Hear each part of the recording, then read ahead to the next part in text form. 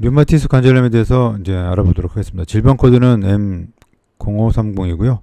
자가 면역 질환으로 자신의 이제 관절 및 연골 조직 파괴와 염증이 지속적으로 비가역적으로 유발되는 겁니다. 그러니까 결국에는 이제 변형을 초래하게 되는데 도움이 되는 영양제로서는 이제 제2형 콜라겐, 공액 리놀렌산, 베타카로틴, 비타민 9, 비타민 B9, 비타민 C, E, 비타민 C, 비타민 D, 비타민 E, 셀레늄, 오메가3, 칼슘, 프로바이오틱스 등이 있는데요. 제2형 콜라겐의 경우는 1회 이제 40mg을 1일 1회 취침전에 복용하고요.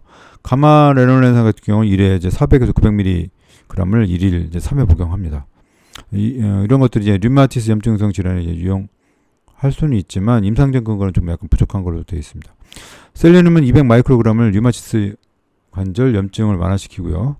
칼슘 같은 경우는 800에서 이제 1000mg을 1일 복용하는데요. 이게 이제 관절 염증을 좀 감소시키는 데 도움이 된다고 합니다.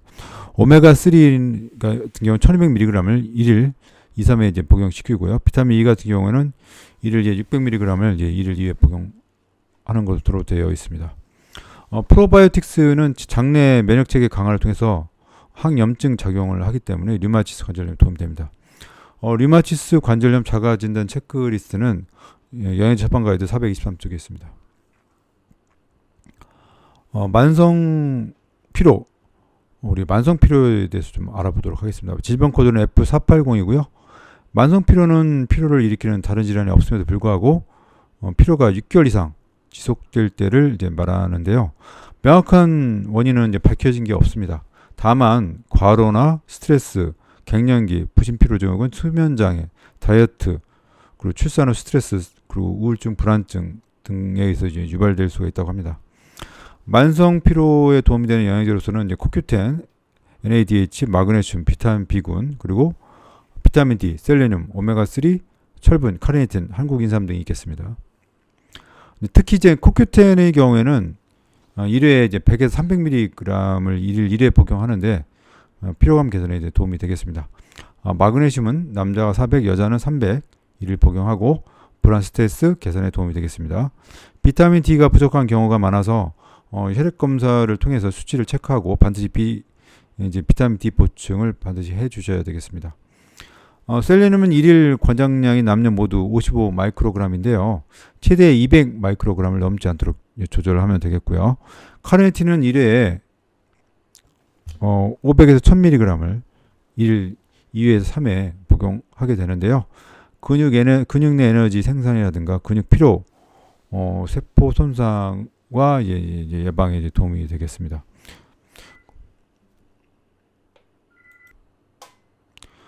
다시 하겠습니다. 특히 코큐텐은 1회 100에서 300mg을 1일 1회 복용하면 피로감 개선에 도움이 됩니다. 마그네슘의 경우에 이제 남자 400, 여자 300 1일 복용하고 불안 스트레스 개선에 이제 도움이 됩니다.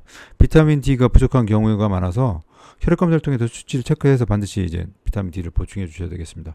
셀레늄은 1회 이제 관절량이 남녀 모두 55 마이크로그램인데요.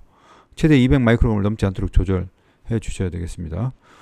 카르니틴은 1회에 500에서 1000mg인데 1일 2, 3회에 걸쳐서 복용하고 근육 내 에너지 생산이라든가 근육 내 피로 세포 손상과 예방에 이제 도움을 주는 것으로 되어 있습니다.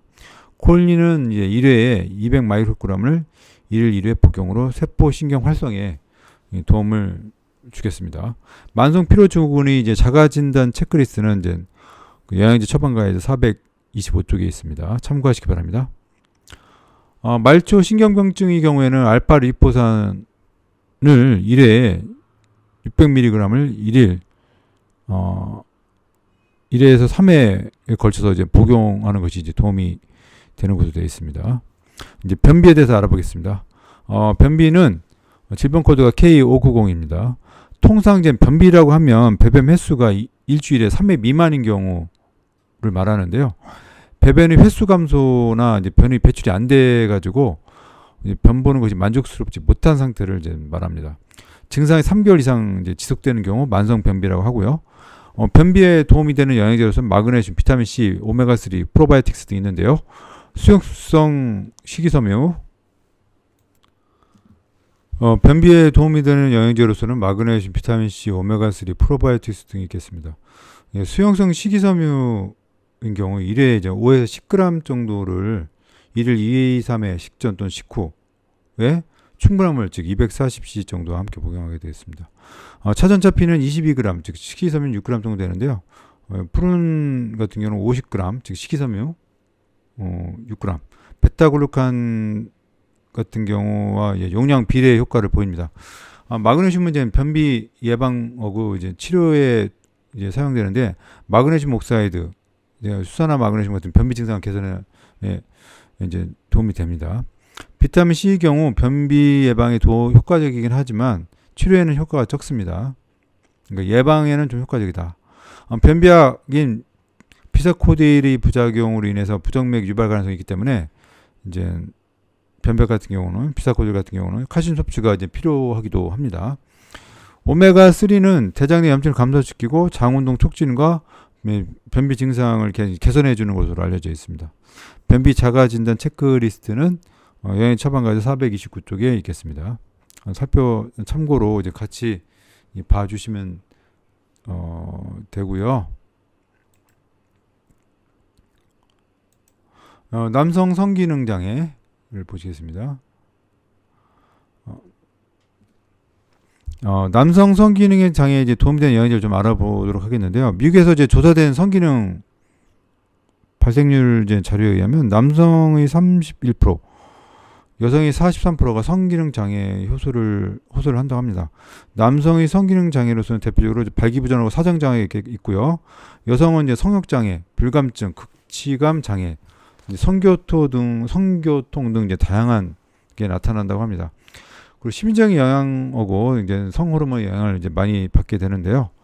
남성 성기능 장애에 이제 도움을 주는 영양제로서 마카, 비타민 C, 셀레늄, 시투를린, 아르기닌, 아연, 오메가3, 카르니틴, 피그노제놀, 한국 임상 등이 있겠고요. 마카의 경우 1회에 1500에서 3000mg을 1일 1회 복용함으로 인해서 에스트로겐 수치를 조절해서 성욕을 증진시킨다고 합니다. 아연은 낮은 테스토스테론 농도를 가진 남성의 성기능 개선에 이제 더욱 효과적인 것으로 되어 있고요. 비타민 C는 음경의 조직 산화 방지 및 선기능 개선에 이제 도움을 줍니다. 시트룰린은 1회에 500에서 2000mg을 1일 3회 복용하고요. 아르기닌 같은 경우 1회에 1000에서 2000mg을 1일 3회 복용함으로 인해서 음경의 혈관 확정에 이제 관여를 하게 되는데요. 오메가3 및 카르니틴인 1회는 이제 1000mg 정도 1일 1회 2회 복용으로 인해서 성기능이 이제 질적 개선에 도움을 준다고 합니다. 피그노제놀과 한국 인삼의 경우에는 이제 600에서 1000mg 1일 3회 정도 복용으로 성기능 개선에 이제 도움이 된다고 해요. 남성 갱년기 증상 같은 경우는 영양 처방 가이드 482쪽, 발기부전에 대한 거는 483쪽, 조루증은 484쪽에 이제 참고가 있으니까 보시면 되겠습니다. 여성 성기능 장애로는 이제 도움을 주는 영양제로서는 시트룰린을 1일 3회로서 이제 1회에 이제 500에서 2000mg을 복용하겠고요. 아르기닌 같은 경우는 1회에 1000에서 2000mg을 1일 3회 복용하겠습니다. 한국 인삼은 1회에 500에서 1000mg을 1일 3회 복용하는 것으로 되어 있습니다. 여성 성기능 지수 자가 체크 테스트가 있는데요. 이것은 영양 처방 가이드 485쪽에 있겠습니다.